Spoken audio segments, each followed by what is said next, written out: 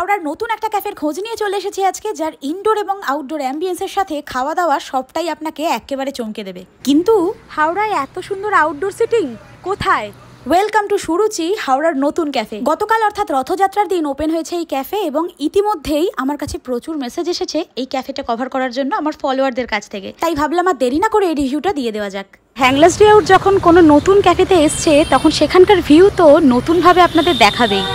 আমার চোখে এই ক্যাফেকে আমি কেমনভাবে দেখছি সেটাই আজকে আপনাদের সাথে শেয়ার করব।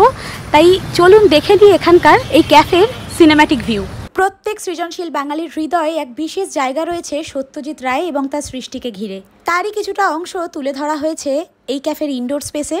খুব সিম্পল অথচ কি শৌখিন একটা পরিবেশ, সাথে রয়েছে একটা বুক কর্নার যেখানে রয়েছে বেশ কিছু বাংলা বই। সত্যি বলতে কলকাতা বা হাওড়ার দিকে ক্যাফেতে রাখা বাংলা বই খুব একটা বিশেষ চোখে পড়ে না, তবে এই ক্যাফেতে সম্পূর্ণ বিপরীত চিত্র দেখে একটু খুশিই হলাম।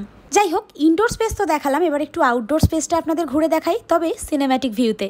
এত খোলামেলা একটা জায়গা এবং সুন্দরভাবে জিনিসটাকে সিম্পল রেখে এত সুন্দর একটা অ্যারেঞ্জমেন্ট করা, এটা কিন্তু বেশ ভালো লেগেছে আমার। আর আমি নিশ্চিত যদি ওয়েদার একটু ঠান্ডা থাকে তাহলে বেশিরভাগ মানুষই এই আউটডোর সিটিং স্পেসে বসতে চাইবেন।